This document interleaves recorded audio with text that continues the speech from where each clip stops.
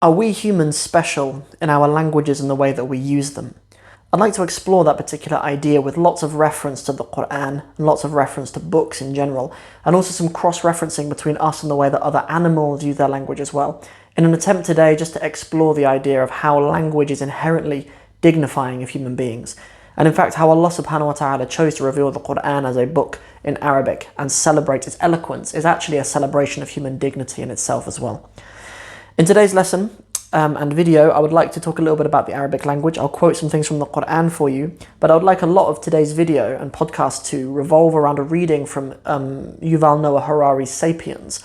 I'm not saying that I agree with all of his views, or even the majority of them that are in this particular book, but there is this passage from about page 24 until about page 28, which is so directly about language and why human language itself is so unique. So I wanted to do a reading from that particular section of the book for you guys, and we will also talk about some other things around it as well, and I'll illustrate with things in Arabic and from the Qur'an as well when necessary. So firstly, I'd like to start by reminding us that Allah has said something in Surah Al-Rahman. He begins it, of course, after أعوذ بالله من الشيطان الرجيم بسم الله الرحمن الرحيم. We seek refuge with Allah from the accursed shaitan, and we say in the name of Allah, the most beneficent, the most merciful. Ar-Rahman, علم القرآن, خلق الإنسان, علمه البيان. Then we have Ar-Rahman, the most merciful. Ar-Rahman, علم القرآن. He taught the Qur'an. خلق الإنسان. He created mankind. علمه البيان. And he taught him al-bayan. He taught him, perhaps we translate this as eloquence. There is certainly something unique about language in the Qur'an, and in fact something I found so compelling about Islam when I first started learning about it is how Allah chooses to acknowledge human language in the Qur'an and what a blessing it is. You know, it's not a coincidence that Allah describes the Qur'an as a lisan and Arabiyyan. It's an Arabic tongue, because us humans are fairly unique in the sense that we communicate with our tongues. Most other animals, they communicate from their throats. If you look at how lions communicate, well, not necessarily how they communicate, but how they vocalize and how cows vocalize, and most animals really don't vocalize with their tongues, and it gives us a very sophisticated command over language, something which we're quite unique in that sense. And Allah also celebrates the diversity of our languages as well, where He says in Surah Al-Rum, وَمِنْ آيَاتِهِ خَلْقُ السَّمَاوَاتِ وَالْأَرْضِ وَاخْتِلَافُ أَلْسِنَتِكُمْ وَأَلْوَانِكُمْ, where He says, and from His signs is the creation of the heavens and the earth, and the diversity in your languages and in your colours. You know, alwanikum usually gets translated as your complexions, but your alwan is the plural of lawn and means colours. So perhaps it is also in reference to hair colour and things like that too, because that's also pretty remarkable. I don't know many animals that have quite the diversity that we do in terms of hair colour and skin colour as well. Maybe there are, or maybe they have differences which we are ignorant to. To them it may seem obvious, certain differences that they have, but we do not see it. So I'm going to have a little read. I will also give you a little disclaimer. I'm a terrible reader. So, you know, I've mentioned before, I suffer with dyslexia. It shouldn't be an excuse. But there will most likely be stuttering. There most likely will be absolutely horrible pauses where I figure out my life in between sentences. But without further ado, let's have a reading of a short passage from Noah Yuval Harari's Sapiens. It was not the first communication system. Every animal knows how to communicate. Even insects, such as bees and ants, know how to inform one another of the whereabouts of food. Neither was it the first vocal communication system. Many animals, including all ape and monkey species, use vocal signs. For example, green monkeys use calls of various kinds to warn one another of danger. Zoologists have identified one call that means careful, an eagle, a slightly different call that warns careful, a lion. When researchers played a recording of the first call, to a group of monkeys, the monkeys stopped what they were doing and looked upwards in fear. When the same group heard a recording of the second call, the lion warning, they quickly scrambled up a tree. Sapiens can produce many more distinct sounds than green monkeys, but whales and elephants have equally impressive abilities. A parrot can say anything Albert Einstein could say, as well as mimicking the sounds of phones ringing, doors slamming, and sirens wailing. Whatever advantage Einstein had over a parrot, it was not vocal. What, then, is so special about our language? The most common answer is that our language is amazingly supple. We can connect a limited number of sounds and signs to produce an infinite number of sentences, each with a distinct meaning. We can thereby ingest more and communicate a more prodigious amount of information about the surrounding world. A green monkey can yell to its comrades, "Careful, a lion." Next page. But a modern human can tell her friends that this morning near the bend in the river she saw a lion tracking a herd of bison. She can then describe the exact location, including the different paths leading to the area. With this information, the members of her band can put their heads together and discuss whether they should approach the river, chase away the lion, and hunt the bison. A second theory agrees that our unique language has evolved as a means of sharing information about the world, but the most important information that needed to be conveyed was about humans, not about lions or bison. Our language evolved as a way of gossiping. Next page. According to this theory, Homo sapiens is primarily a social animal. Social cooperation is our key for survival and reproduction. It is not enough for individual men and women to know the whereabouts of lions and bison. It's much more important for them to know who in their band hates whom, who is sleeping with whom, who is honest and who's a cheat. The amount of information that one must obtain and store in order to track the ever-changing relationships of even a few dozen individuals is staggering. In a band of 50 individuals, there are 1,225 one-on-one relationships and countless more complex social combinations. All apes show a keen interest in social information, but they have trouble gossiping effectively. Neanderthals and archaic Homo sapiens probably also had a hard time talking behind each other's backs, a much maligned ability which is in fact essential for cooperation in large numbers. The new linguistic skills that modern sapiens acquired about 70 millennia ago enabled them to gossip for hours on end. Reliable information about who could be trusted meant that small bands could expand into larger bands, and sapiens could develop tighter and more sophisticated types of cooperation. The gossip theory might sound like a joke, but numerous studies support it. Even today, the vast majority of human communication, whether in the form of emails, phone calls, or newspaper columns, is really gossip. It comes so naturally to us that it seems as if our language evolved for this very purpose. Do you think that history professors chat about the reasons for the First World War when they meet for lunch, or that nuclear physicists spend their coffee breaks at scientific conferences talking about quarks? Sometimes. But more often they gossip about the professor who caught her husband cheating, or the quarrel between the head of the department and the dean, or the numerous rumours that a colleague used his research funds to buy a Lexus. Gossip usually focuses on wrongdoings. Humour mongers are the original fourth estate. Journalists who inform society about and thus protect it from cheats and freeloaders. Most likely, both the gossip theory and the there is a lion near the river theory are valid. Yet the truly unique feature of our language is not its ability to transmit information about men and lions, rather it's the ability to transmit information about things that do not exist at all. As far as we know, only sapiens can talk about the entire kinds of entities that they have never seen, touched, or smelled. Legends, myths, gods, and religions appeared for the first time with the cognitive revolution. Many animals and human species could previously say, "Careful, a lion." Thanks to the cognitive revolution, Homo sapiens acquired the ability to say, "The lion is the guardian spirit of our tribe." This ability to speak about fictions is the most unique feature of sapiens language. It's relatively easy to agree that Homo sapiens can speak about things that don't really exist and believe 6 impossible things before breakfast. You can never convince a monkey to give you a banana by promising him limitless bananas after death in monkey heaven. But why is it important? After all, fiction can be dangerously misleading or distracting. People who go to the forest looking for fairies and unicorns would seem to have less of a chance of survival than people who go looking for mushrooms and deer. And if you spend hours praying to non-existing guardian spirits, aren't you wasting precious time better spent foraging, fighting, and fornicating? However, fiction has enabled us not merely to imagine things, but to do so collectively. We can weave common myths such as the biblical creation story, the dreamtime myths of the Aboriginal Australians, and the nationalist myths of modern states. Such myths give sapiens the unprecedented ability to cooperate flexibly in large numbers.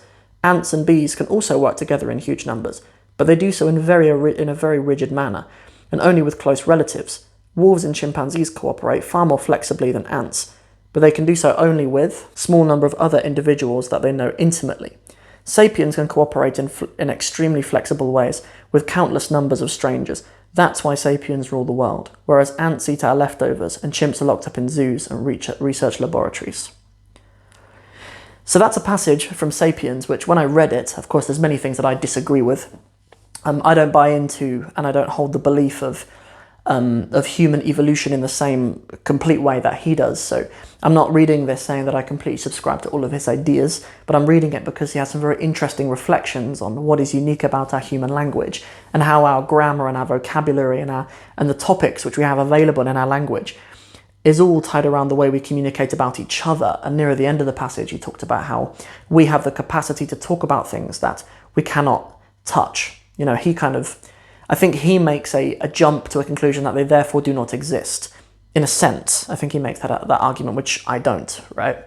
But you know, we should also understand. Like I've watched kind of subsequent interviews with the author of *Sapiens*, where he talks about the idea of myths. He uses the term myths, and when we hear a myth, it's kind of implied that it's not true, right? But I think it's more the case that Harari actually doesn't care if it's true or not. It's a myth in the sense that it's something that humans will can buy into collectively without what would you call it, like empirical evidence necessarily.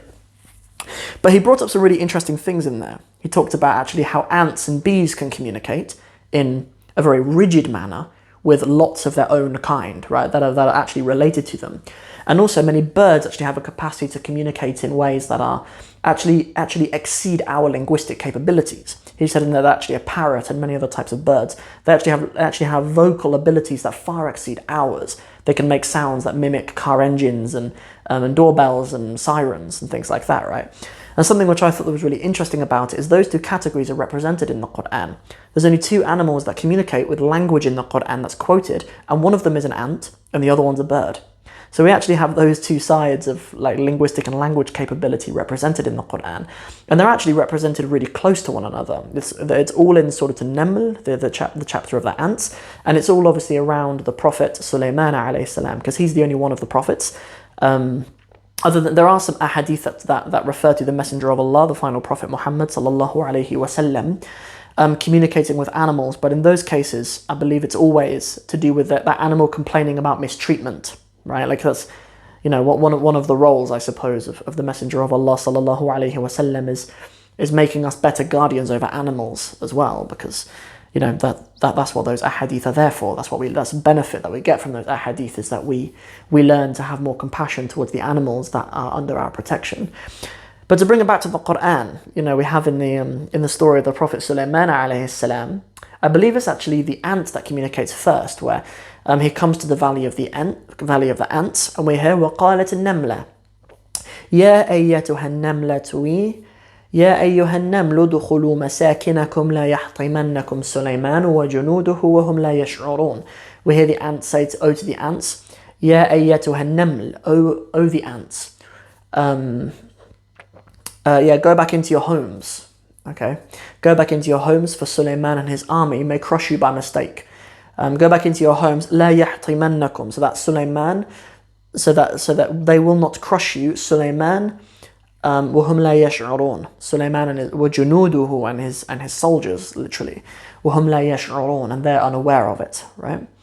And we know that Sulaiman alayhi salam understands this, because Allah says afterwards, فَتَبَسَّمَ ضَاحِكًا مِنْ قَوْلِهَا. So and he smiled at her speech. He smiled at what she said. So I really love this story, and I really love animals generally. So some of you may know that my Muslim name is Sulaiman, but I kind of took that name after I started, you know, the Sam of Somalia channel and stuff like that since, and so I've kind of remained Sam to many people, but my Muslim name is Sulaiman, and well, one of the reasons is just because I love animals so much, and it's that's a story that I really resonate with in the Qur'an. But then on the other hand, with the hoopie, the hudhud is the only other animal that we actually hear have dialogue, right? Actually speak outwardly, right? There are other animals in the Qur'an. There's bumblebees, there's an elephant, there's a whale, there's many other animals, right? But the only ones that actually talk is an ant. That, you know, as Harari expresses in his book, ants communicate in a very rigid manner with lots of their own family, actually, and some birds, not all birds, but some birds that can actually exceed the vocal abilities of humans. And a hudhud, I'm not sure if it's one of those. You should look and see what you think, actually.